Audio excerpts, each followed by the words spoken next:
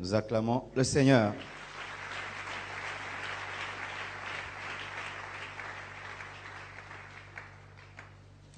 Salue ton voisin de gauche et de droite. Dis-lui comment va ta spiritualité. Amen. C'est plus qu'un bonjour. Amen. J'aimerais qu'on puisse acclamer la presse de l'église parce que après ce culte, tu pourras directement voir la vidéo. La vidéo d'hier est déjà sur Internet. On peut acclamer notre presse. Donc, si tu finis seulement le culte, donne-toi 3 heures, 4 heures du temps. Tu vas sur Internet, tu tapes sur YouTube Marcelo Tunasi cette semaine ou tu tapes principe dans le choix du conjoint. 1, 2, 3, 4, tu auras toutes les vidéos. Et nous permettons de télécharger. Amen. Vous avez le droit de télécharger, pas de vendre, mais vous pouvez télécharger, vous donner à tous vos amis. Et nous disons à tous ceux qui nous suivent sur Internet, vous avez le droit de télécharger nos vidéos. Il y a en Haïti une chaîne de télévision qui diffuse tous les jours nos prédications gratuitement de 11h à 12h tous les jours. Nous voulons de telles choses. Vous avez le droit de télécharger, d'offrir à vos amis, de garder dans vos laptops, dans vos tablettes et vos téléphones. Nous allons continuer la lecture d'hier. Nous sommes dans Genèse 24, du premier verset jusqu'au verset 27. Et chaque jour, nous allons prendre des portions, jusqu'à achever tout ce chapitre. Nous allons relire ce que nous avons lu hier et ensuite nous allons ajouter la partie de ce soir. Nous sommes debout afin de lire la parole de Dieu. Genèse 24, verset 1er jusqu'en bas. Vous y êtes? Non? Genèse 24. 1, 2, 3. Allons-y. Abraham était vieux, avancé en âge, et l'Éternel avait béni Abraham en toutes choses. Abraham dit à son serviteur, le plus ancien de sa maison, l'intendant de tous ses biens, mais je te prie ta main sous ma cuisse, et je te ferai jurer par l'Éternel, le Dieu du ciel et le Dieu de la terre, de ne pas prendre pour mon fils une femme parmi les filles des Cananéens, au milieu desquels j'habite, mais d'aller dans mon pays et dans ma patrie prendre une femme pour mon fils Isaac. C'est là qu'on s'était arrêté hier, hein? N'est-ce pas? On a travaillé jusqu'au verset 4. Maintenant nous ajoutons, le serviteur lui répondit, peut-être la femme ne voudra-t-elle pas me suivre dans ce pays-ci? Devrais-je mener ton fils dans le pays d'où tu es sorti? Abraham lui dit, garde-toi d'y mener mon fils. L'Éternel, le Dieu du ciel, qui m'a fait sortir de la maison de mon père et de ma patrie, qui m'a parlé et qui m'a juré en disant, je donnerai ce pays à ta postérité, lui-même enverra son ange devant toi, et c'est de là que tu prendras une femme pour mon fils. Si la femme ne veut pas te suivre, tu seras dégagé de ce serment que je te fais faire. Seulement, tu n'y mèneras pas mon fils. Le serviteur mit sa main sous la cuisse d'Abraham, son seigneur, et lui jura d'observer ces choses. Le serviteur prit 10 chameaux parmi les chameaux de son seigneur, et il partit, ayant à sa disposition tous les biens de son seigneur. Il se leva et alla en Mésopotamie, à la ville de Nacor. Il fit reposer les chameaux sur leurs genoux, hors de la ville, près d'un puits, au temps du soir, au temps où sortent celles qui vont puiser de l'eau. Et il dit, Éternel Dieu de mon Seigneur Abraham, fais-moi, je te prie, rencontrer aujourd'hui ce que je désire et use de bonté envers mon Seigneur Abraham. Voici, je me tiens près de la source d'eau et les filles des gens de la ville vont sortir pour puiser de l'eau. Que la jeune fille à laquelle je dirai, penche ta cruche, je te prie, pour que je boive, et qui répondra, bois, et je donnerai aussi à boire à tes chameaux, soit celle que tu as destinée à ton serviteur Isaac. Et par là, je connaîtrai que tu uses de bonté envers mon Seigneur. Il n'avait pas encore fini de parler que sortit sa cruche sur l'épaule, Rebecca, née de Bethuel, fils de Milca, femme de Nahor, frère d'Abraham. C'était une jeune fille très belle de figure. Elle était vierge et aucun homme ne l'avait connue. Elle descendit à la source, remplit sa cruche et remonta. Le serviteur courut au-devant d'elle et dit, « Laisse-moi boire, je te prie, un peu d'eau de ta cruche. » Elle répondit, « Bois, mon Seigneur. » Et elle s'empressa d'abaisser sa cruche sur sa main et de lui donner à boire.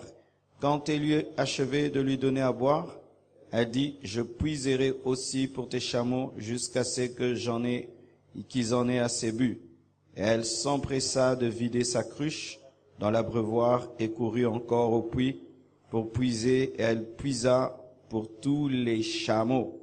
L'homme la regardait avec étonnement et sans rien dire pour voir si l'Éternel faisait réussir son voyage ou non. Acclamons la parole du Seigneur. Asseyez-vous, s'il vous plaît.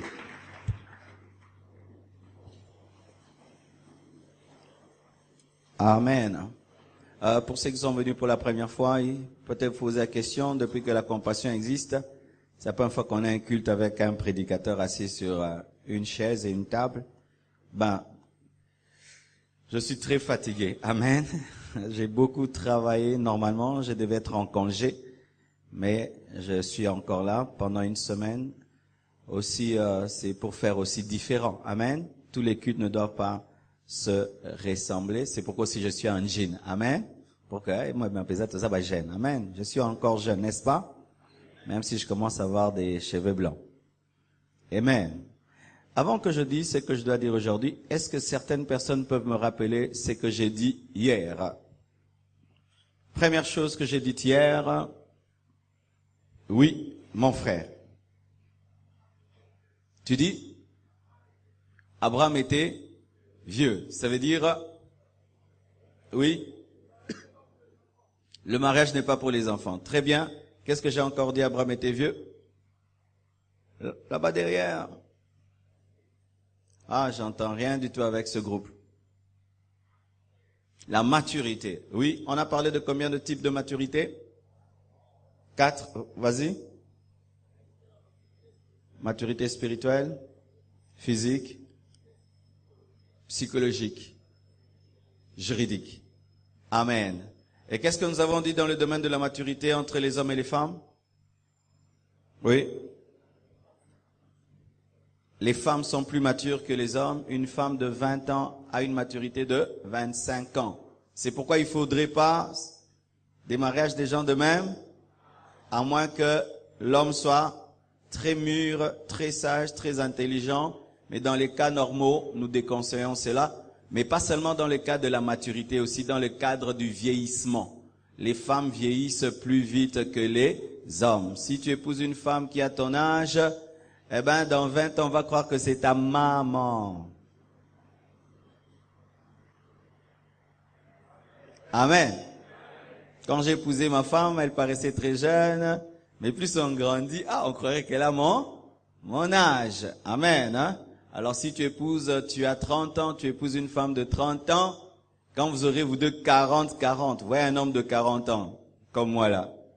Je suis encore... Mais une femme de 40 ans, elle fait vraiment maman. Amen. C'est pourquoi nous déconseillons des mariages des gens qui ont le même âge, à moins que ce soit les gens de femmes qui ne vieillissent pas vite. Il y a des femmes aussi qui ne font pas leur âge. Elle a 30 ans, elle ressemble à une fille de 20 ans. Elle a 40 ans, c'est comme si elle a 25 ans. Là, ce sont des exceptions. C'est pourquoi un petit secret, avant d'épouser une femme, va regarder maman, parce que tu sais comment est-ce qu'elle va vieillir, parce qu'elle a le sang de maman. Ah oui?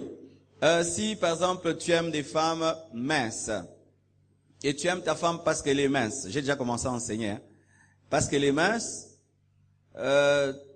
tu ne la connais pas, il faut aller voir maman. Et si elle ressemble à sa maman, donc elle ne va pas terminer mince, elle va terminer comme sa mère.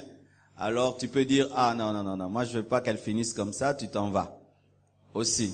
Et aussi, si tu aimes des femmes qui sont grasses, et pendant un temps elle est grasse, mais tu vois sa maman et son papa, tous finissent très minces, elle va finir mince. Il faut connaître les gènes de ta femme, parce qu'elle ne s'est pas créée elle-même, elle a le sang de quelqu'un. Amen. J'ai le sang de mon père, j'ai le sang de ma mère. Je suis court parce que mes parents sont courts. Je suis comme je suis parce que mes parents sont comme ils sont. Amen. Si tu vois Oracle, tu vois que vraiment c'est le pasteur, hein, Marcelo. Amen. Ainsi, ta femme a les gènes de ses parents. Alors, lorsque tu aimes une femme ou un homme, regarde ses parents aussi. Amen. Sinon, tu vas commencer à insulter les enfants. Hey yo, il a couru la binobwe. Donc, tala makosi na bango, bambunzu na bango. Mwana moko yoza mbunzu ya koko. Eh. Vrai ou faux? Amen. Il faut voir toute la configuration familiale. Amen. Alors ainsi, si un jour un de tes enfants ressemble à un oncle, tu n'es pas fâché parce que déjà tu savais que dans leur famille, bazaba tendance à mbunzumo, donc tu étais prêt. Une autre chose, qu'est-ce que j'ai dit hier? Oui. Oui, mon frère. Tu dis? Abraham était béni par l'Éternel. Et qu'est-ce que j'ai dit? Abraham était béni par l'Éternel. Non, pas le président quand même. Oui. Si tu n'es pas encore béni, ne te marie pas. Et quand j'ai dit béni, ce n'est pas avoir beaucoup d'argent, mais c'est avoir une puissance spirituelle qui t'attire des bonnes choses. Lorsque tu sens dans ta vie que tu as des problèmes spirituels, il faut pas te marier. Attends d'abord. Résoudre tes problèmes spirituels. Nous voyons des gens, il ne sait pas qu'il est sorcier ou pas, mais il se marie. Comment tu ne sais même pas ton état d'âme, mais tu vas te marier? Tu invites quelqu'un à la guerre. Amen. Tout ce que tu fais est mauvais. Ta vie, tu n'aimes pas ta vie. Tu as de la haine pour ta vie, mais tu veux inviter quelqu'un dans ta vie. Il faudrait que tu sois béni. Quoi encore? Hier, on est en train de rattraper ceux qui sont venus aujourd'hui. Qu'est-ce que j'ai dit encore hier? Oui, mon frère?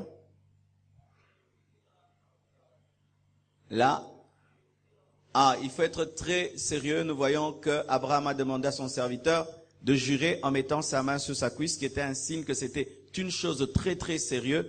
Le mariage, c'est quelque chose de très sérieux. Et nous avons dit aux sœurs, des fois vous tombez dans le piège, un homme qui t'a observé pendant 10 ans, 5 ans, 3 ans, tombe sur toi et te dit je t'aime, mais il te donne qu'une semaine pour réfléchir. Lui, il a pris 2 ans pour t'observer, mais à toi, il demande de prendre une semaine. Il faut refuser. Exiger à cet homme de te donner autant de temps. Peut-être pas 2 ans, 3 ans, mais suffisamment de temps pour aussi l'observer. Quoi encore? Oui, mon frère? Yes. Il faut se marier dans sa famille.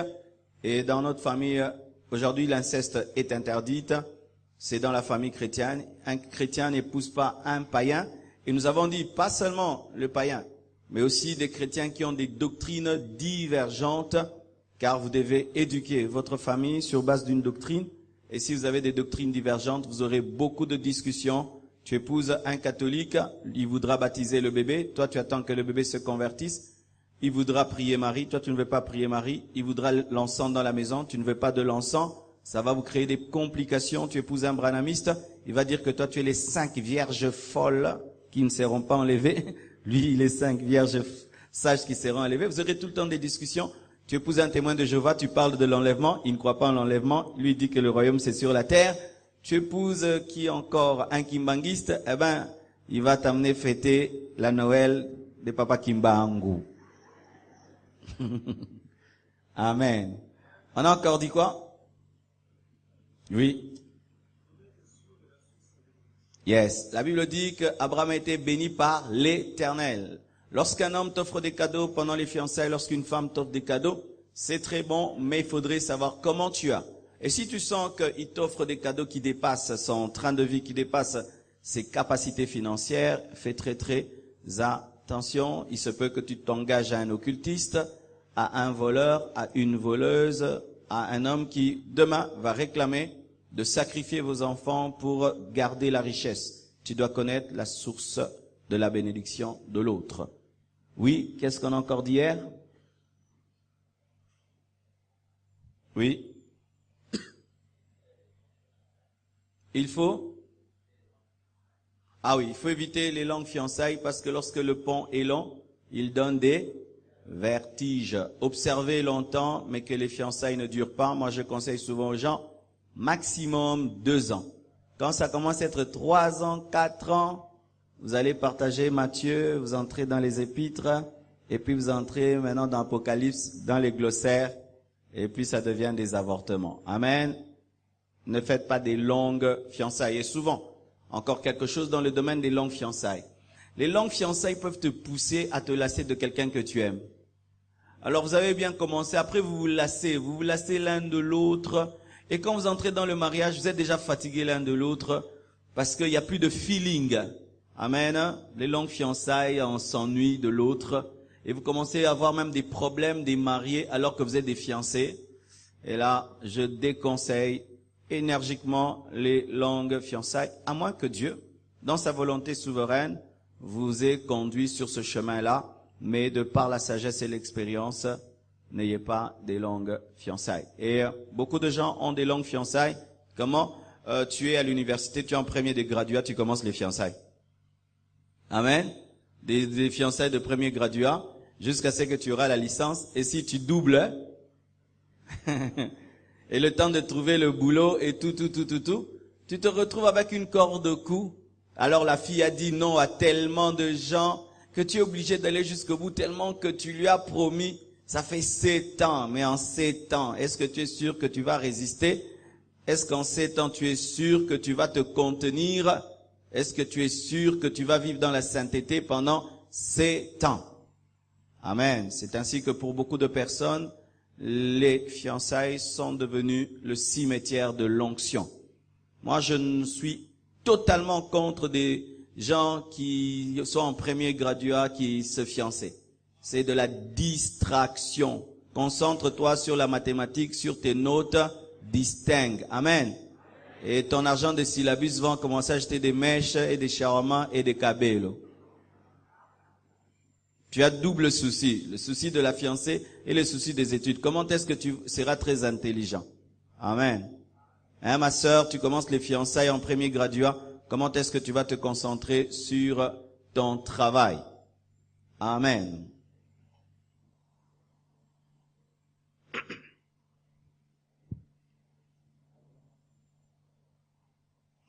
C'est bon. Qu'est-ce qu'encore j'ai dit? Oui. Très bien. Il faudrait travailler ton caractère avant le mariage, être sûr que tu es mature. C'est bon. Nous continuons pour ce soir. Abraham lui dit, garde-toi d'Hyménée, mon fils, l'Éternel Dieu du ciel qui m'a fait sortir de la maison de mon père et de ma patrie, qui m'a parlé, qui m'a juré en disant, je te donnerai ce pays à ta postérité, lui-même enverra son ange devant toi, et c'est là que tu prendras une femme pour mon fils. Le mariage d'Isaac et de Rebecca représente l'enlèvement de l'Église. Comment? Isaac reste à la maison. Éléazar va chercher Rebecca, et Rebecca quitte ses parents et va vers Isaac. Isaac représente Jésus, Éléazar le Saint-Esprit, Rebecca l'Église. Lors de l'enlèvement de l'Église, Jésus-Christ restera dans les airs, mais c'est l'Église qui quittera la terre par la puissance du Saint-Esprit pour aller à la rencontre de Jésus. Amen. C'est-à-dire que déjà, ce mariage était un mariage prophétique qui n'était pas seulement le mariage d'Isaac et de Rebecca, mais qui était une préfiguration de la venue du Messie, de la mort du Messie, de sa résurrection, de l'enlèvement de l'Église. C'est te marier, tu dois être sûr que c'est un mariage prophétique. Amen. Mariage prophétique, ce n'est pas un mariage toujours avec un prophète qui dit « Ainsi dit le Seigneur ». Mais tu dois être sûr que c'est un mariage qui est dans la volonté parfaite de Dieu. Parce que tout ce que Abraham faisait, ça ne touchait pas qu'à lui, ça touchait à toute l'éternité. Parce que derrière ce mariage, il y avait le Messie qui devait venir. Amen. C'est ainsi que au-delà même de tes goûts, de tes décisions, moi je veux ça, tu dois aussi savoir que au-delà de tout cela, il y a un plan qui est plus grand que tes projets. Amen. Je donne l'exemple. Je vois une fille, je l'aime, je veux l'épouser. Ça c'est mon plan, fonder une famille. Mais dans ce projet-là, de moi, l'homme, de fonder une famille, Dieu dit qu'il veut qu'au travers de moi, que des pasteurs et des prophètes naissent. Amen.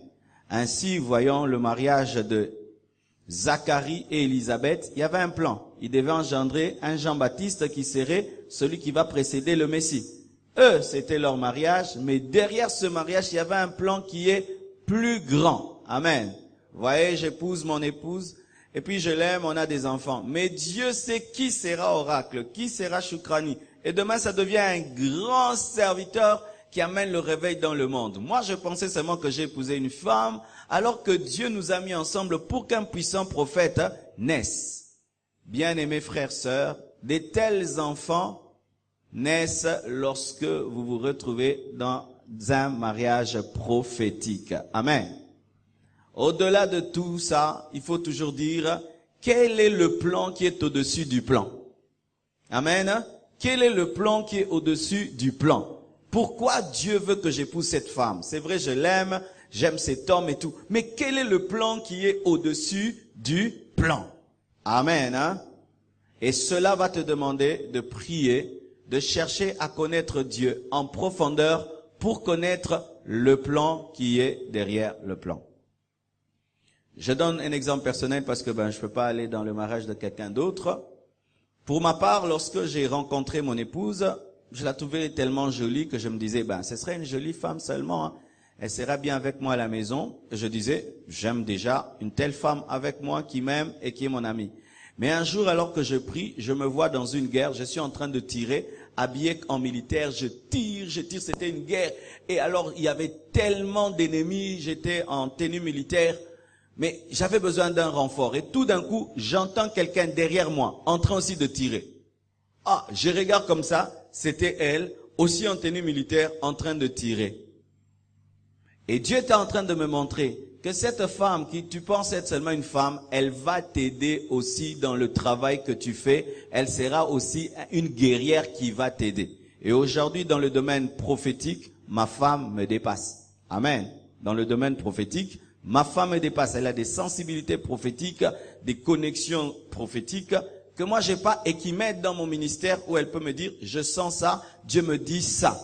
Mais un travail qu'elle ne fait pas ici en public, mais dans le secret entre nous, qui se manifeste dans le monde aujourd'hui, tout. Mais il y a un travail secret qu'elle fait à côté de moi, une influence prophétique. J'ai épousé une prophétesse qui a une influence sur mon apostolat. Là maintenant, c'est le plan dans le plan. Amen, hein? Le plan dans le plan. Isaac trouve qu'il va épouser une femme, mais Dieu veut enseigner au monde l'enlèvement. Qu'est-ce que Dieu veut enseigner au travers de ton mariage? Vous voyez le mariage de Boaz et de Ruth. Ça enseignait quoi? La grâce. Amen, hein? Ça enseignait la grâce. Qu'est-ce que Dieu veut enseigner au travers de ton mariage? Une autre chose. Si la femme ne veut pas te suivre, tu seras dégagé de ce serment.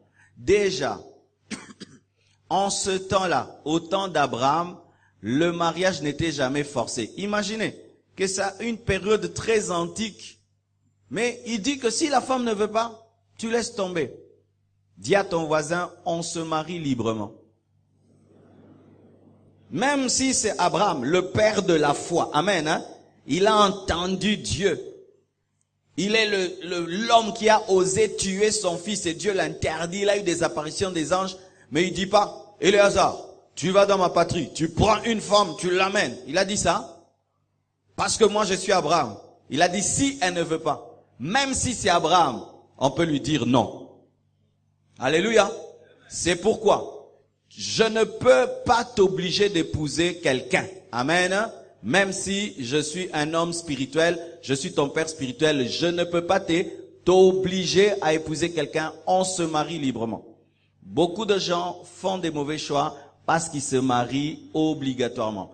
La famille dit, nous on ne veut pas une autre fille, seulement cette fille-là, seulement cette fille-là, seulement cette fille-là. Toi tu ne l'aimes pas, mais comme papa aime, comme maman aime, comme toute l'église dit, hein, vous êtes bien ensemble, hein, vous êtes bien ensemble. Bien aimé, ne vous mariez pas pour vous êtes bien ensemble. Je suis bien avec toi. Ne te marie jamais obligatoirement. Oh non, tu es de telle tribu, nous ne voulons pas de cette fille, elle est d'une autre tribu. Nous, on t'a cherché une femme au village, tu vas l'épouser. Il y a même des chrétiens qui acceptent des colis du village. Oh, c'est mon père et ma mère, toute ma famille a décidé que j'épouse ceci. Oh, nous souffrons beaucoup. On ne veut pas de ce jeune étudiant-là qui vient de finir ses études, qui n'a pas encore un bon travail. Non, on veut ce papa-là. Lorsqu'il vient, il nous donne de l'argent. Tu vas épouser cet homme. Ne faites jamais ça. Et beaucoup de parents aujourd'hui sont en train de sacrifier l'avenir de leur enfant parce qu'il y a des intérêts matériels, il y a du tribalisme. Le choix que tu es en train de faire, est-ce qu'il y a une imposition? S'il y a une imposition quelque part, c'est déjà un mauvais signe. Des fois même, c'est tout le monde nous connaît. Nos fiançailles sont tellement connus que nous devons aller jusqu'au bout. Non, les fiançailles, ce sont des temps d'observation. Tu peux rompre. Amen. Même si je te suspends, accepte d'être suspendu que faire un mariage obligatoire.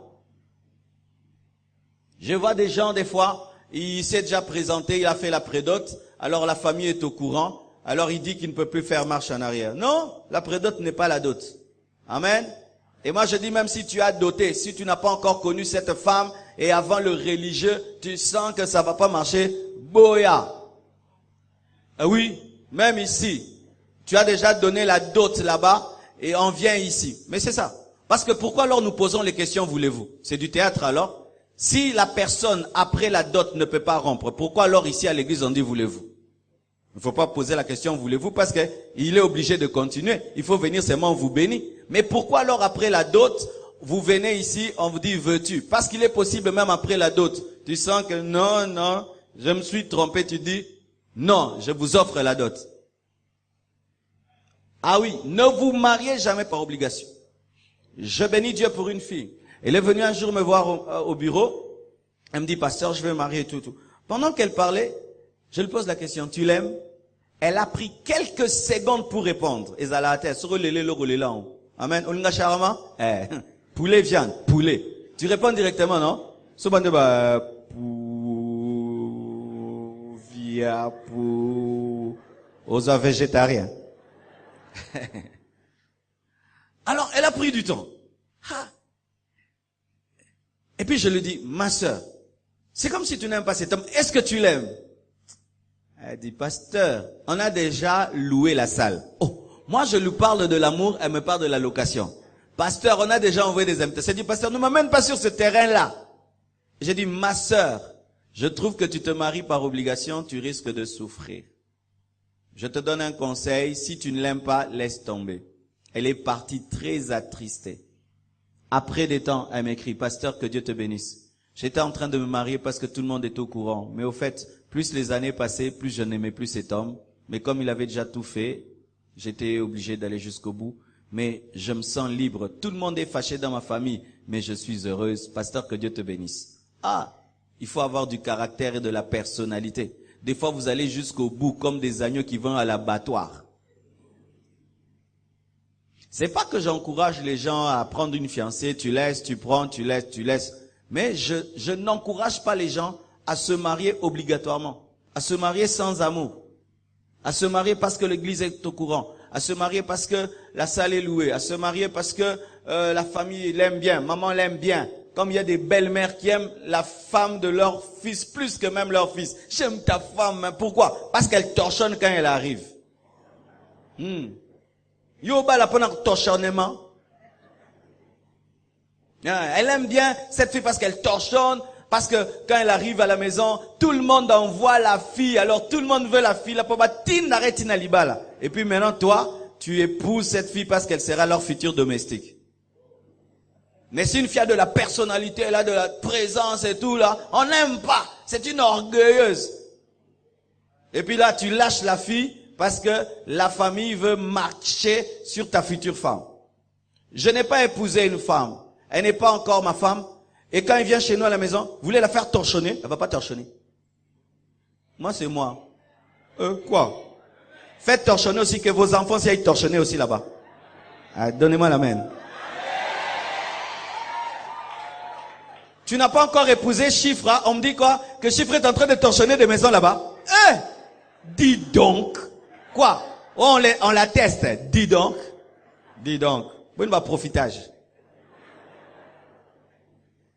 Mais c'est vrai, elle doit faire montre de courtoisie, participer. Ce n'est pas aussi que tu vas dans ta belle famille, tu les trouves en train de préparer, tu fais rien, tu participes, tu trouves la table qui est sale, tu te dis est-ce que je peux aider? Mais c'est pas qu'on doit te transformer en esclave au nom du mariage. Parce qu'il y a des familles qui font le chantage. On va pas t'épouser, hein, on va pas t'épouser, hein, torchonne, on va pas t'épouser, hein, on va pas t'épouser. Boni boy.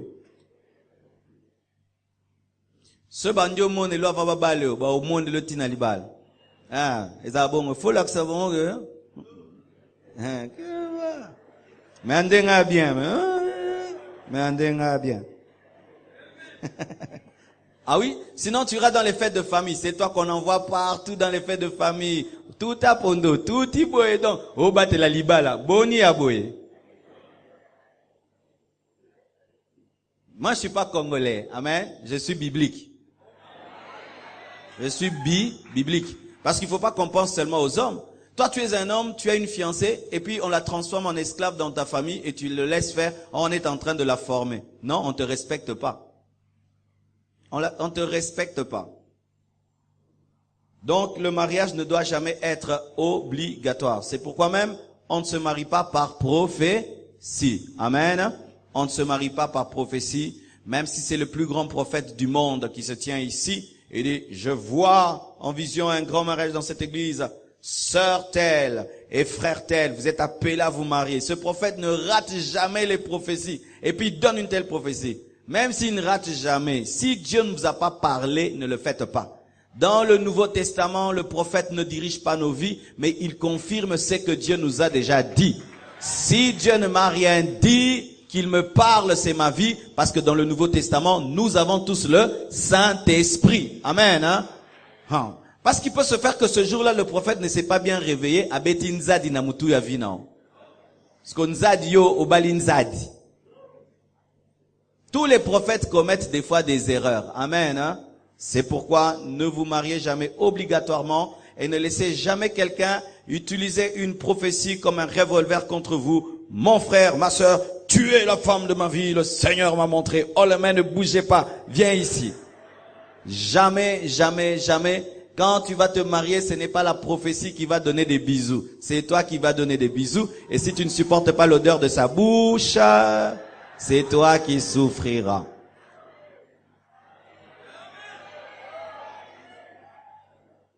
Oui, dans les fiançailles, quand ils parlent là, ça t'énerve là, des odeurs là, des odeurs.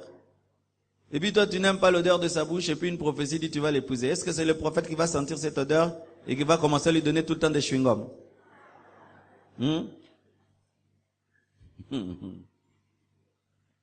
Tu ne supportes pas son odeur parce que dans le domaine de l'amour, il y a aussi l'attraction des odeurs. Vous savez ça? Vous savez ça? C'est un principe naturel. C'est ce qui fait qu'en une période précise, dans les animaux, il y a une période d'ovulation, de fécondation, où les mâles sont attirés par les femelles parce qu'elles dégagent une certaine odeur, ou même les femelles s'approchent des mâles parce que les mâles aussi dégagent une certaine odeur. Et dans le domaine de l'attraction sexuelle et du mariage, il y a aussi le mariage par les odeurs, oui. Tu peux aimer quelqu'un de très très loin. Le jour qu'il s'approche de toi, vous causez quelque temps et puis tu l'aimes plus, c'est son odeur qui t'a pas plu. Ouais. L'odeur a une très grande place dans l'amour. Et des fois, la répulsion d'une odeur peut être une répulsion génétique. Oyo makila nabino simbate. Déjà solo et boyani. Et que l'accès que vous avez complication à tanako bota. Oui, solo.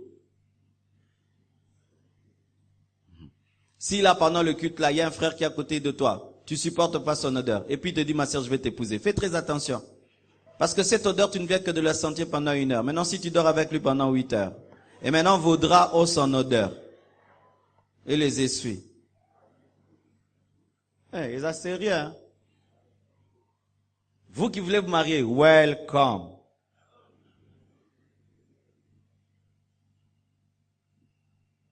On ne se marie pas obligatoirement. Amen. Un autre verset. La Bible nous dit que lorsque le serviteur est allé, Abraham lui a donné ses biens. Amen. Parce qu'Abraham était un homme riche, il lui a donné des chameaux, il lui a donné de l'or, il lui a donné des bijoux. Parce qu'il voulait que lorsque son serviteur irait, qu'on connaisse à qui ils ont affaire. À qui ils ont affaire et dans quelles conditions leur enfant sera. Pour dire que votre fille ne va pas souffrir, votre fille aura le minimum, parce que si déjà mon serviteur, rien que pour aller demander la main de votre fille, peut venir avec des chameaux, alors il y a des chameaux et des chameaux et des chameaux. Amen.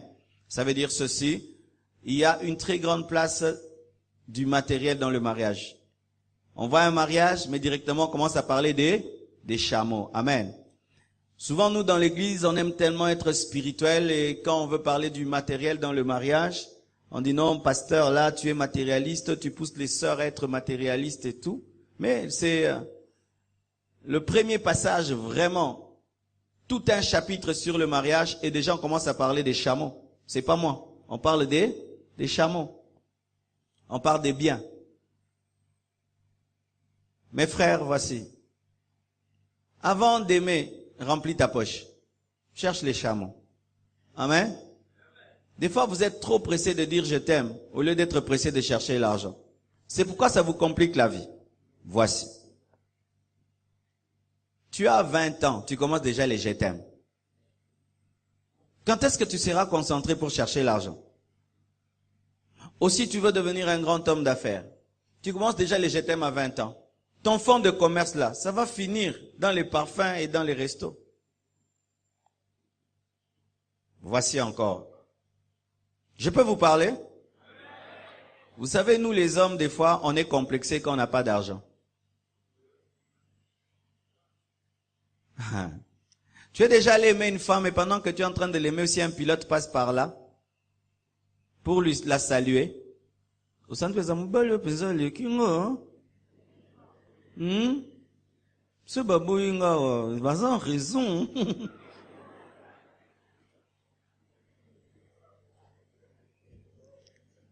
Toi, tu viens la voir à pied, l'autre vient la voir en voiture.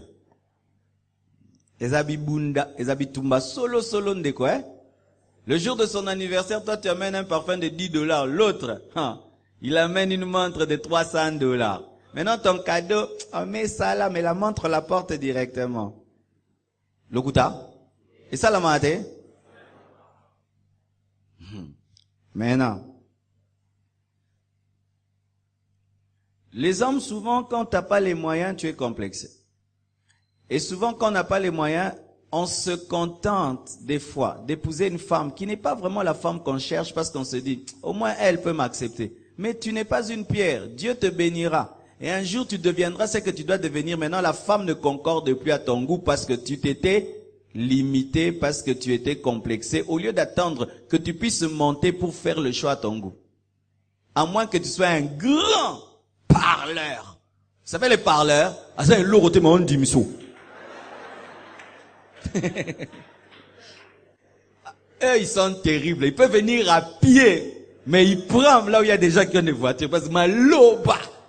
Mais si tu ne sais pas parler, Ndero, ton dit ça t'a poché. À moins que tu saches parler, et tu n'es pas complexé, et tu sais où tu vas. Tu peux dire, même si je n'ai rien aujourd'hui, mais je prends celle-là. Dieu va m'élever, tu sais. Mais si tu ne sais pas, frère, au lieu de tomber dans un complexe, prends le temps. Pourquoi aujourd'hui des hommes de Dieu divorcent? Les hommes de Dieu aujourd'hui divorcent parce que lorsque Dieu les a appelés, eux pensaient qu'ils se limiteront à avoir une église de 100 personnes il se limiterait à avoir un $500, il se limiterait seulement à être à Kinshasa. Et demain, Dieu les bénit, ils deviennent des grands hommes. Alors quand il n'avait rien, il y avait quand même une sœur qui l'appelait Motonanzambe. Il y avait quand même une sœur qui l'honorait. Il dit, au moins, Sœur Soisé de l'intercession peut dire oui à un homme de Dieu à plein temps. Au moins, la famille de la sœur Soisé peut accepter un homme de Dieu. Alors, ils sont allés là-bas par contentement. Mais demain, il devient un grand homme, il se cultive, il fréquente des milliers de milieux. Et lorsqu'il arrive dans ces milieux, les femmes maintenant de son goût commencent à l'aimer. Là, il dit, femme du ministère, à Bambi Mwasne qui est Kobo na jardinier. C'est l'une des causes des divorces des hommes de Dieu parce qu'ils s'étaient contentés. Ils ne croyaient pas qu'ils allaient devenir grands. Frère, tu seras grand. Amen. Alors ne faites pas des mariages par contentologie. Épouse la femme que tu veux. Et comment? Quand tu veux te marier, prends la femme ou l'homme que tu veux épouser, tu le projettes dans le futur, tu sens s'il va tenir. Je te donne un exemple. Quand tu épouses quelqu'un par contentement, c'est qu'il ne répond pas à ta destinée. Alors, il peut être le conjoint du présent et ne peut pas être le conjoint du futur. Alors, tu le regardes dans la gloire, tu trouves que dans la gloire qui bouchenzi trop. Je donne un exemple. Tu es professeur à l'école et tu épouses une fille qui n'a pas de manière. C'est pas connu, c'est pas vu. Elle te fait ses impolitesses à la maison. Mais quand tu deviens le ministre de l'enseignement, c'est amplifié et ça va t'humilier. C'est pourquoi on n'épouse pas quelqu'un dans le présent. On l'épouse aussi dans le futur. Si la personne ne tiendra pas dans le futur, ne l'épouse pas dans le présent, elle va gâcher le futur. Ah oui. Quand tu aimes quelqu'un, prends la personne, projette-la dans le futur. Et si tu sens qu'elle va pas tenir, laisse tomber. Ah oui. Tu sais que tu seras dans la gloire, tu dis, cet homme va-t-il supporter la gloire? Cette femme va-t-elle supporter la gloire? Elle va pas supporter, tu laisses tomber. Si seulement de toutes petites choses peuvent l'enfler, l'enorgueillir, alors tu sais que dans le futur, ça va détruire votre vie. Amen. Mes frères,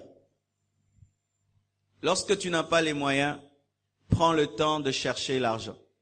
Des fois, vous faites des mariages qui vous humilient. Qui vous humilient. Tu te maries, mais 500 cotisations. C'est une honte. Je vous le dis aujourd'hui, c'est une honte. Liba la changa changa ya kizoba zoba. Où tout le monde a mis quelque chose, tout le monde. Le jour de ton mariage, tu passes faire part dans l'église. C'est honteux. C'est honteux de se marier et de faire part passe à l'église. Et vous pensez les gens à qui vous donnez les faire part ne parlent pas? Ils parlent. Ma sœur, un homme veut t'épouser avec des faire part. Interdis-le, il est en train de t'humilier. De t'humilier. Ou vous allez passer dans toutes les maisons, demander avec sa fiancée. Il passe dans toutes les maisons, demander, on va se marier. C'est humiliant. C'est humiliant.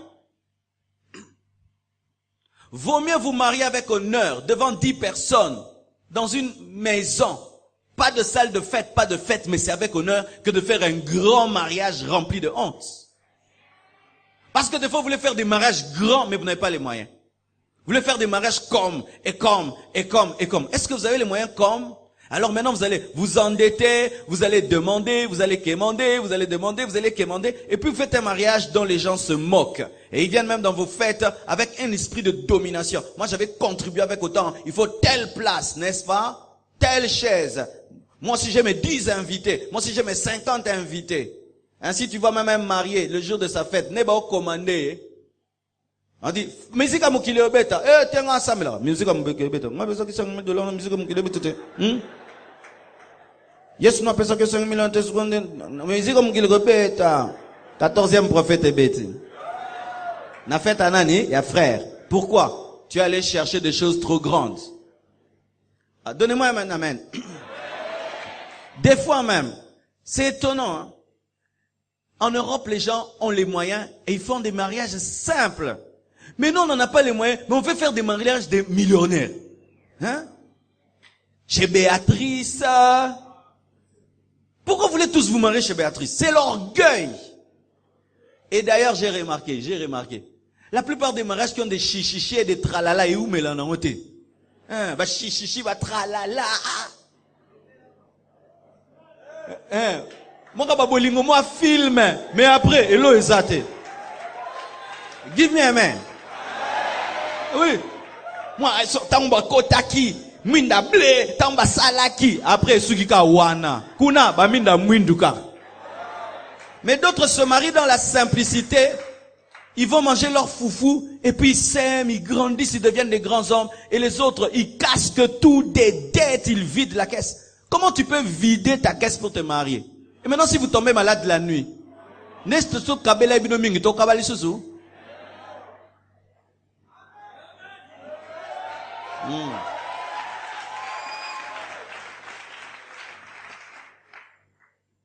La prédate coûte combien?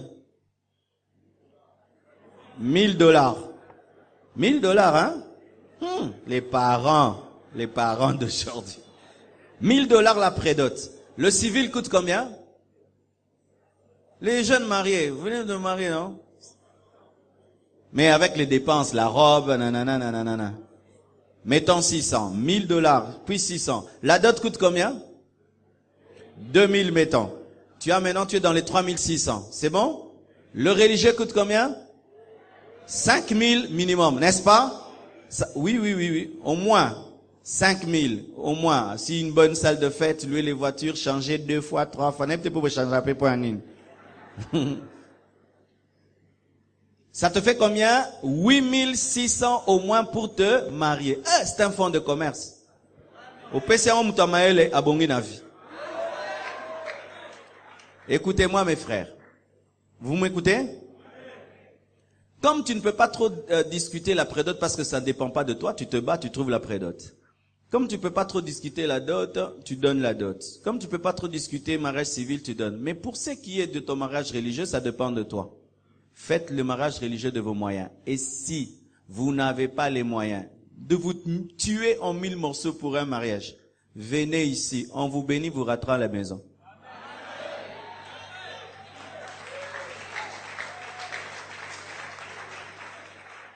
Il y a une star de la musique anglaise, milliardaire, qui a fait un mariage devant 10 personnes et qui entre dans une VW. On écrit Just Married, ils s'en vont, 10 personnes, ça le va. Mais nous, tu n'as pas les moyens, tu vas inviter même des gens que tu ne connais pas. N'est-ce pas que dans les mariages, n'est pas Zolia. Vrai ou faux? Vous savez, nous sommes des Congolais, il faut qu'on réfléchisse, hein. Et bizarrement, c'est l'orgueil et la vanité qui nous appauvrit. Vous voyez maintenant 2 couples qui commencent le mariage à 0. Et vous savez, la plupart des temps, pour souvent les frères en Christ, la grossesse, c'est quand? Le même jour. Ah oui? Ah oui? C'est seulement le même jour que grossesse. C'est-à-dire, du mariage à la grossesse. Du coup, tu as une femme qui est enceinte. Maintenant, il faut aller à l'hôpital et tout, mais tu n'as rien. C'est ainsi que tu vois des gens qui se marient pendant 1 année, 2 ans. C'est la traversée du désert. Pourquoi? Ils ont vidé tout pour se marier. Et ce qui est drôle au Congo, une fois qu'on vient de se marier, tout le monde suppose que vous êtes riche. Tout le monde commence à venir manger. Et dans les cadeaux, il n'y a rien. Des montres, des horloges, même des papiers hygiéniques. Ah oui, moi on m'avait offert des papiers hygiéniques. Alors tu te maries comptant sur les cadeaux et sur les enveloppes. Les enveloppes, ça cache des 500 francs. Les enveloppes, non, et vous commencez à faire des mariages matérialistes où vous chassez vos amis. Vous n'invitez que des gens qui vont vous donner des cadeaux. Tes amis de l'enfance qui ont grandi avec toi viennent pour le mariage parce qu'ils n'ont rien à te donner. Et tu vas inviter des papas de l'église avec lesquels tu ne causes pas, des mamans de l'église avec lesquelles tu ne causes pas. Quelle cupidité et quelle honte. Des mariages honteux. Honteux. Honteux. Yo causa osolana papa na église. Mariage en bongo. Tes vrais amis, tu ne les invites pas le jour de ton mariage. C'est pourquoi vous avez des mariages sans joie. Personne ne danse. Est-ce que ces papas-là vont danser? Tes amis ne sont pas là parce que eux n'ont pas de cadeaux. Tellement qu'il y a le matérialisme dans les mariages. Avant même le jour du mariage, tu vas inviter des papas riches et des mamans riches de l'église qui même ne viendront même pas à ton mariage. Et il y a plein de vide dans la salle pour une salle très chère. Et la nourriture reste vous jeter. Il faut beaucoup réfléchir sur sa culture, bien-aimée, pour ne pas tomber dans des erreurs. Et surtout, ne vous endettez jamais pour vous marier. C'est une grande bêtise. Parce qu'après le mariage, les gens vont venir vous déranger. Amen. On parle des chameaux. Amen. Hein? On parle des chameaux. Un équilibre. Je ne dis pas qu'il faut être riche pour se marier. Mais je dis ceci. Si tu veux te marier, mon frère, aie ta maison. Amen. Tu habites chez toi. Comment toi tu vas lui dire à une fille, je t'aime chez vous? Tu vas l'amener où? Maintenant, quand elle ira dire à ses parents, quelqu'un veut m'épouser, on va lui poser la question. Il habite où? Chez eux. Chez eux. Il faudrait que tu aies ton adresse, que tu aies un lit, que tu aies au moins même 2 chaises, une table, 2 assiettes. Toi, tu n'as même pas des assiettes. Tu n'as même pas une maison. Tu n'as même pas une adresse, mais tu penses déjà au mariage. Et qu'est-ce qui se passe? Vous commencez à chercher les maisons pendant le mariage. Vraiment, vous faites des choses, hein? C'est pourquoi vous avez des mariages de stress. De stress. Trouve une maison. Et c'est des fois vous les femmes qui ne corrigez pas les hommes. Vous dites oui en désordre. Quelqu'un qui dit je vais t'épouser, tu dis tu habites où? Oh, non, si ma parole n'a bu ça, tu as ma gueule.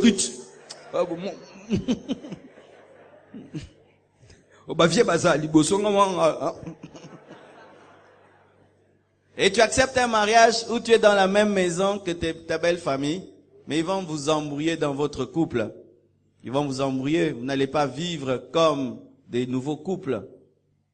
Trouve une maison. Trouve un travail. Si tu n'es pas engagé dans une société, fais des affaires. Et pas des affaires spirituelles qu'on ne voit pas. Tu travailles, j'ai fait des affaires. Quelles affaires? Affaires. Affaires. Quelle affaire? Affaires. Où? Affaires. Il fait quoi dans la vie? Affaires. Amen. Les chameaux, on les voyait. C'était pas des chameaux invisibles. Amen. C'était des vrais chameaux. Et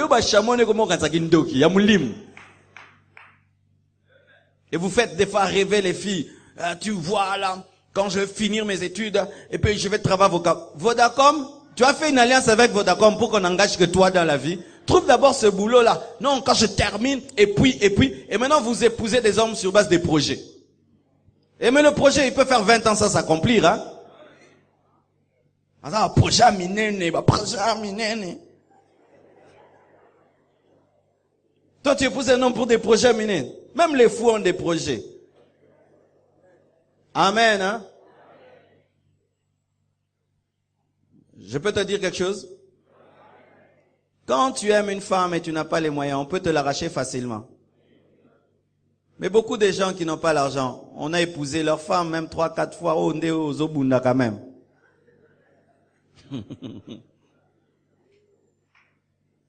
Toi, tu l'as fait perdre le temps. 2 ans, tu ne l'épouses pas. Un homme vient et dit, moi je suis prêt. Moi je suis prêt. Moi je t'aime, je suis prêt.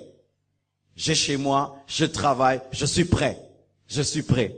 La femme va réfléchir, elle va partir. Tu vas pleurer, mais elle est partie. Alors si tu veux t'éviter des blessures intérieures, cherche d'abord l'argent. Voici un secret. Lorsque tu n'as pas l'argent et puis ton cœur commence à aimer quelqu'un,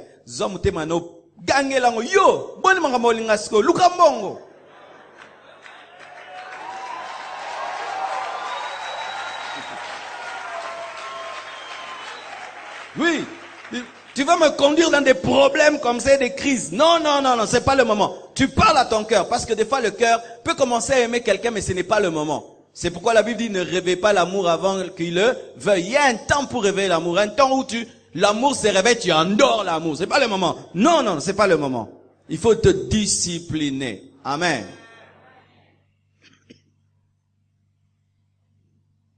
Ne faites pas un mariage, vous comptez sur le chameau de quelqu'un d'autre, parce que vous ne savez pas ce qui arrive. Oh non, tel est riche dans ma famille, tel est riche, tel est riche, tel est riche. Le jour-là, ils t'aident pas, ils te soutiennent pas. Il y a des gens qui se marient avec la colère familiale. Oh yabou, famille mobi me souni ngate si mo musko otekino linga, biso to linga kina yo. Famille mobi me tikungo. Yo mkolo boe.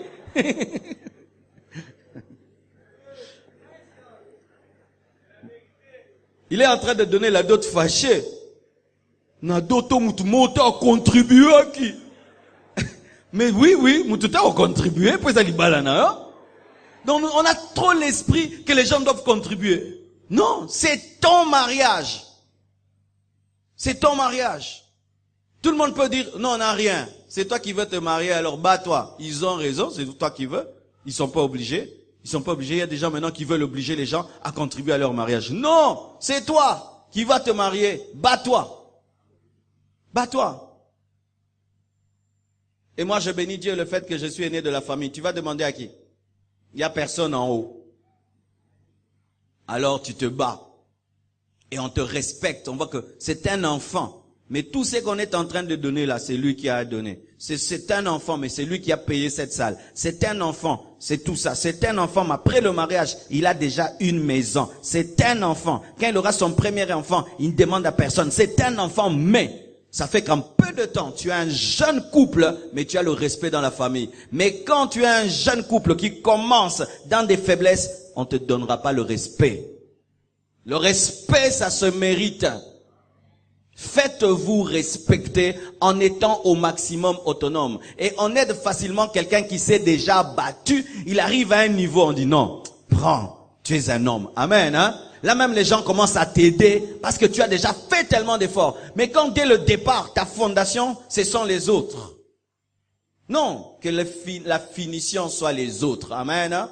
Ou maintenant, non, moi maintenant je m'occupe de ceci. Moi je vais louer la voiture, moi je vais ceci. Mais la base, c'est toi. Tu as fait montre de responsabilité. Amen. Et mes sœurs, lorsque tu gagnes l'argent, tu as les chameaux, l'homme n'a pas les chameaux. Tu dois bien vérifier s'il t'aime pour toi et pas pour ton argent. C'est pourquoi Bokabila bango mingite.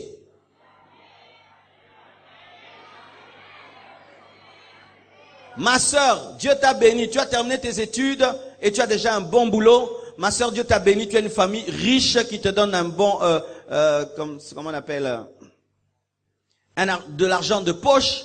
Et puis cet homme t'aime. Pour que tu le testes, ne lui donne pas. Ne lui donne pas. Mais pour un petit, il vient te voir, je peux avoir un petit 100?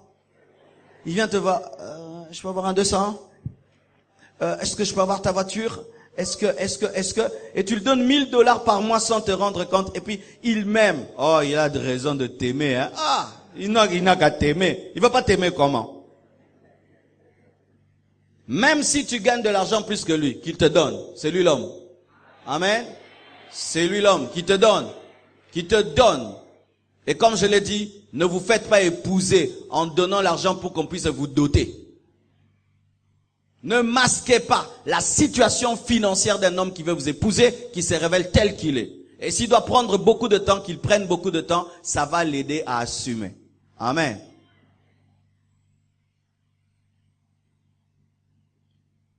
Et la Bible dit que Éléazar a prié. Amen. Bien-aimés frères, si tu veux faire un bon mariage, tu dois être sûr que tu as suffisamment prié pour te marier. Éléazar, malgré qu'il avait le Dieu d'Abraham, le Dieu d'Isaac, a pris le temps de prier. La Bible nous dit, Éléazar pria. Tu es avec cet homme, tu es avec cette femme, est-ce que tu pries? Est-ce que vous priez suffisamment pour vos mariages? Voici ce que la prière peut faire quand tu t'adresses à Dieu. La prière peut t'épargner d'un mauvais choix, ou tu te retrouves déjà dans un mauvais choix, mais comme tu pries, Dieu te révèle que tu as fait un mauvais choix. Tu peux même t'engager à un sorcier, à une sorcière. Tu pries, Dieu te révèle son état d'âme. Tu peux t'engager à quelqu'un qui demain détruira ta vie, Dieu te montre. Et aussi, il peut se faire que tu as des combats dans le domaine du mariage, mais la prière peut attirer la personne, car des fois, Il y a des très belles femmes, très intelligentes. Elles ont tout pour qu'on les épouse, mais personne ne les épouse. Tout. Elle a tout d'une bonne femme. Mais c'est comme si personne ne la voit. Il y a des hommes comme ça. Il a un bon mari. Mais s'il a une fiancée, la fiancée part. Elle va avec qui? Avec un garçon qui lui arrive même pas à la cheville. Et ça t'arrive comme ça, ça t'arrive comme ça. Il faut prier. Il faut prier. Parce que sachez que le diable n'aime pas le mariage. Et surtout pas les bons mariages. Alors prier peut te libérer des attaques de ténèbres, peut te révéler un mauvais choix et peut aussi te garder dans un bon choix. Parce que certaines personnes font un bon choix, mais ce choix est tellement combattu par les puissants des ténèbres, par les hommes, et cela peut être gardé par la prière. Comme je le dis toujours, tout choix que tu fais dans la vallée, tu le regretteras au sommet de la montagne. Lorsque tu t'engages dans une période où tu ne pries pas, où tu as perdu ta vie de prière, tu vas regretter cela lorsque tu vas grandir. Si pendant ces temps, tu sens que tu ne pries plus, c'est pas le moment pour t'engager. Tu vas faire des mauvais choix. Si tu fais des choix charnels, à un temps où tu es déconnecté de Dieu, où tu ne penses plus à Dieu, où la crainte de Dieu a quitté ton cœur, tu feras souvent un mauvais choix. Faites le choix lorsque vous êtes spirituel, où tu sens que ma vie de prière est bonne. Ces derniers temps, je suis en communion avec Dieu. Ces derniers temps, je suis revenu à Dieu. Et j'ai retrouvé ma sensibilité spirituelle. Amen. Hein? Mais quand tu sens que tu as perdu la vie de prière et tu rencontres un homme, tu rencontres une femme, ne sois pas pressé de t'engager. Il se peut que ce soit un choix de la vallée. Amen. Il a prié Dieu. Et c'était pas une femme, hein, parce que souvent on dit ce sont les femmes qui prient pour le mariage. Moi j'ai beaucoup prié pour mon mariage. Beaucoup. J'allais même sur des montagnes prier pour mon mariage. Parce que je sentais qu'il y avait un grand combat, déjà dans notre famille spirituelle. Il y avait des grands serviteurs de Dieu, mais sur 3/4, ils faisaient des mauvais mariages. On a connu même des gens qui se sont mariés après une semaine, qui ont divorcé. Tu t'imagines? D'autres qui ont épousé des sorcières, d'autres ont divorcé. Donc j'ai senti qu'il y avait un combat dans notre famille spirituelle et aussi un combat dans ma famille parce qu'on avait presque personne n'était marié, sauf ma cousine. Sauf ma cousine, nous tous, on n'était pas mariés. Alors j'ai pris le temps de prier. Et moi-même aussi, dans mes propres expériences, c'était tu fais des rencontres bizarres et tu te rends compte que l'ennemi est en train de préparer que tu épouses une mauvaise femme. Le jour où on m'a consacré, une prophétie est sortie sur moi disant, Dieu va t'élever, tu seras un grand homme de Dieu, mais le diable a envoyé 10 sorcières pour que tu épouses une d'entre elles, mais en dernière minute, le Seigneur t'aidera. Imagine une telle prophétie sur ta vie, alors je devais prier sérieusement. Est-ce que tu pries suffisamment pour ton mariage? Tu pries vraiment? Moi, je priais pour mon mariage comme si c'était une croisade d'évangélisation. Et le jour où je devais m'engager avec mon épouse, même si j'avais entendu la voix de Dieu, j'ai fait un jeûne de 11 jours pour que Dieu me confirme que c'était réellement sa voix, parce que j'avais assisté personnellement à des grands ministères qui étaient tombés seulement à cause d'un mauvais choix. Et je ne voulais pas que cela m'arrive parce que je voyais à côté de moi beaucoup de bons et serviteurs de Dieu qui étaient malheureux à cause du mariage. Est-ce que vous priez? Surtout toi qui a entouré des gens qui ont fait des mauvais choix. Dans ta famille, plusieurs ont fait des mauvais choix. Tes amis ont fait des mauvais choix. Mais tu ne pries pas bien pour le mariage. Fais très attention. Fais très attention. Et quand tu pries, et que Dieu te parle, même si ça te blesse, si tu es sûr que Dieu t'a parlé, obéis. Amen. Et voici un secret lorsque vous priez. Ne priez pas avec des penchants. Comment? Tu as déjà décidé dans ton cœur, tu rencontres un homme, tu rencontres une femme, et tu l'aimes, et tu as déjà décidé, je vais l'épouser. Et tu viens devant Dieu. Seigneur, veux-tu que j'épouse Anne-Marie? Est-ce que c'est ta volonté que j'épouse Anne-Marie? Et déjà tu as commencé à ouvrir la bouteille. Anne-Marie, Seigneur, est-ce que c'est ta volonté que j'épouse Anne-Marie? Mais non. Est-ce qu'on demande comme ça? C'est, Seigneur, veux-tu que j'épouse Anne-Marie? Si tu dis oui, je prends. Si tu veux pas, je prends pas. Tu n'obliges pas Dieu. Parce que qu'est-ce qui arrive? Lorsque tu imposes à Dieu un choix, Dieu qui est un chef, il te laisse faire ce que tu veux. Il te laisse faire ce que tu veux. C'est ainsi que vous remarquez Balaam. Balaam connaissait déjà la volonté de Dieu, que Dieu ne voulait pas qu'il aille avec Balak. Même s'il connaissait la volonté de Dieu, il revient. Seigneur, est-ce que tu veux que j'aille? Dieu lui dit, va. Comme toi tu aimes l'argent, va. Mais quand il va, un ange veut le tuer. Quelle contradiction. Dieu te dit d'aller et il veut te tuer. C'est parce qu'il était tombé dans la volonté permissive. Bien-aimé, n'obligez pas Dieu à vous donner ce qu'il ne veut pas vous donner. N'oblige pas Dieu à te donner ce qu'il ne veut pas te donner, ou tu commences à forcer. Seigneur, maintenant, tu ne veux pas de lui, mais personne ne veut de moi, mais lui au moins il veut de moi. Seigneur, tu commences à faire des chanteurs. Seigneur, maintenant l'âge. Seigneur, l'âge. Seigneur. Ah, l'âge. Donc toi, tu connais ton âge plus que moi. Bah, la casse. Et alors, les choses que tu vivras là-bas, ce n'est pas d'abord les démons qui vont te combattre. Dieu lui-même va te punir pour te corriger. Amen. Faites des prières sans penchant, où tu es prédisposé à un oui ou à un non. J'aimerais terminer. Voici la prière d'Éléazar. Éléazar, quand il prie, il dit quoi? La femme à laquelle je demanderai de l'eau, mais qui me donnera et donnera aux serviteurs et aux chameaux. C'est terrible, hein? Vous savez, un chameau, il boit combien? Des litres et des litres. Déjà, toi, tu es une femme. Tu vas au puits, puiser pour toi et ta famille. Tu n'as pas prévu une telle chose. Mais tu rencontres un serviteur. Et lui-même, lui te demande de l'eau pour lui. Mais par toi-même, tu dois penser aux serviteurs et aux chameaux. Ça devait être une femme qui a déjà un bon cœur. C'est seulement une femme qui a un bon cœur qui peut aller au-delà de ce que tu lui demandes. En soi, le test d'Éléazar, c'était un test d'amour, un test de travail, un test d'humilité, un test de serviabilité, de disponibilité, d'hospitalité, car donner de l'eau à un étranger, donner de l'eau à des animaux, à des serviteurs, à beaucoup de gens, alors que tu n'avais pas prévu. Voici le principe. Sois très exigeant dans tes critères intérieurs. Si tu veux faire un bon choix, sois très exigeant dans tes critères intérieurs. Ça, pour réussir à cet examen, c'est pas n'importe quelle femme qui peut réussir. On peut même faire un test maintenant ici, Mbate. Nzambe, moi si nous pesa mbote, après qu'on pesa mbote, après ça va tout église mbote. Et Simba, na boudi na yoana, et Simba, pour Simba, il faisait les lots moro salara naturellement.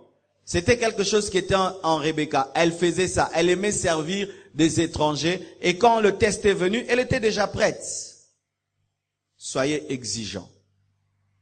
Des fois, les gens ne sont pas très exigeants dans le mariage. L'homme qui viendra, je prends la femme que je rencontre, je l'épouse. Ah! Tu veux que Dieu te donne quel genre d'homme? N'importe qui soit seulement chrétien. N'importe qui. N'importe qui.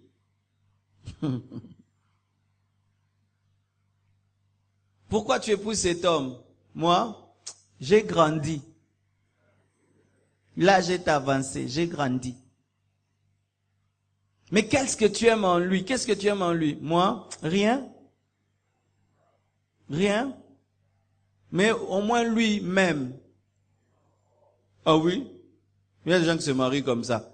Donc, oui, qui liba la nezo quand ça foufou. Oui, foufou. Et ça mongwate, pilipilite, et l'autre, ka foufou.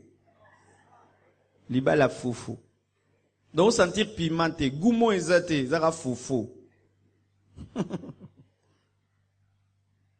Amen. Il faut être exigeant. J'ai rencontré une fille, un jour, elle m'a dit, yo, naboyae. Yo. Elle s'en yo. Et c'est lui. Nga benga yo. Lisu na balabala. Ha. Yo. Moi. J'ai dit, tu m'as dit à qui? Quand elle a dit, yo, j'ai fait comme ça. Faut dire que, et que ça a raté. Elle a dit, c'est moi. Yoko, et c'est lui. Nabaleta, nabala maman Blanche. Ah oui? Blanche ne m'a jamais dit yo. Jamais. Jamais. Moi, jamais. Parce que c'était les critères. Moi, une femme doit me respecter. Donc, côté respect, non, que koufa.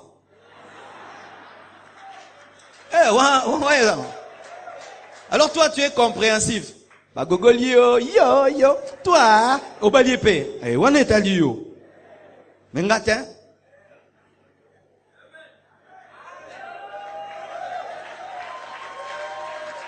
Les sœurs, tu es fiancé à un homme, il te trompe dans les fiançailles et puis tu l'épouses. Tu n'es pas exigeante? Un homme qui te trompe déjà dans les fiançailles, il va te tromper dans le mariage. Il t'a même pas encore mis l'anneau au doigt.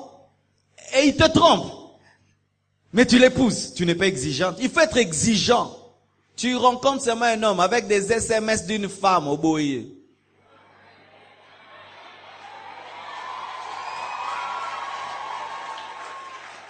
Ah. Non? Au Touli?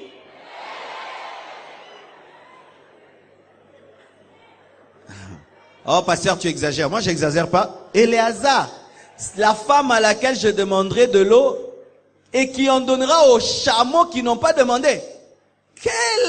Quel critère? Mais nous, écoutez les critères. Seigneur, la femme qui aujourd'hui va s'asseoir à côté de moi, qu'elle soit habillée en rouge et en bleu, ce sera le signe que c'est la femme de ma vie. Rouge et bleu. Uniforme et équipe de football. Des critères, Nayo. Et maintenant, si à côté de toi, c'est une vieille dame de 80 ans qui est habillée en rouge et bleu, épouse-la. Oh non, Seigneur Père, tu avais demandé la femme rouge-bleu. Balaye, yom ta fande. Quels sont tes critères intérieurs? Tes critères intérieurs doivent être très élevés. Très élevés. Où on dit que tu es exigeant, tu es exigeante. Pourquoi? Si tu n'es pas exigeant maintenant, tu ne le seras plus parce que tu l'as déjà épousé. Amen. Quand tu l'as déjà épousé, tu vas exiger encore quoi? Tu as déjà épousé. Tu as déjà épousé. Moi je n'aime pas ça. Ça va, je changerai. Moi je n'aime pas ça. Je changerai. Je n'aime pas ça. Je changerai. Je n'aime plus ça. Je changerai. C'est quand tu n'es pas engagé que tu peux avoir une pression. Mais une fois que tu es engagé, même si la personne ne change pas, tu es engagé, tu es marié. Soyez exigeant. Amen. Hein? Exigeant.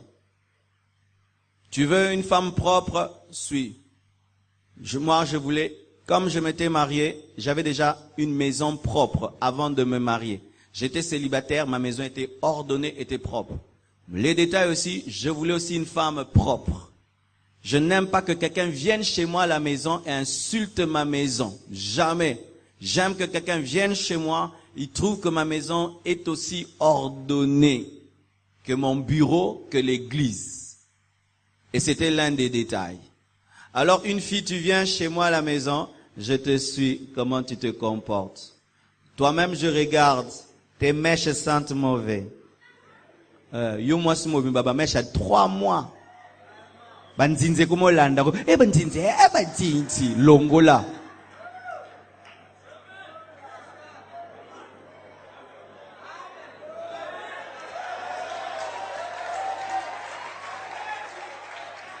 On mange à table avec toi, la nourriture est là, on finit de manger, nous tous comme des garçons on se lève. On va s'asseoir. La femme aussi, elle s'élève, elle laisse là. Je dis, oh, nanzungue lalana, salon. Un test. Même vous les femmes, offrez-vous des mouchoirs tout blancs. Tu lui offres le mouchoir. Après 1 mois, dis-lui, est-ce que je peux voir le mouchoir que je t'ai offert? Ce commis chocolat, brun, jaune. Yebandenge drane pe comme na essuie. Ça révèle. Même sous sore comme ka salité, abungisi ona kwe bunga ki wanande champion. Ando bomba banzungu na sambet. Ah oui, il y a des femmes ici qui cachent la saleté sous le lit. Il y a des hommes très sales. Mais sœurs, ne suivez pas ces beaux garçons-là. Il y a salité bazan katina bangawa. Il y a salité. Bosoto. Ne bazawe. Nakat na bon, c'est bosoto ngulu.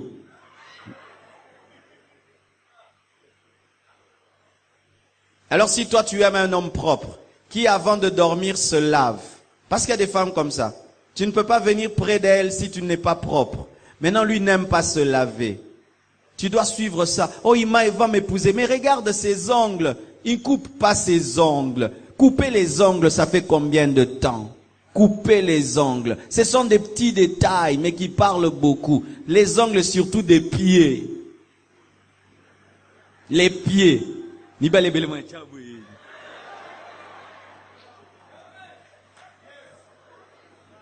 Makolebima kentos. Amen. Ce sont des détails. Soyez exigeants. Amen. Hein?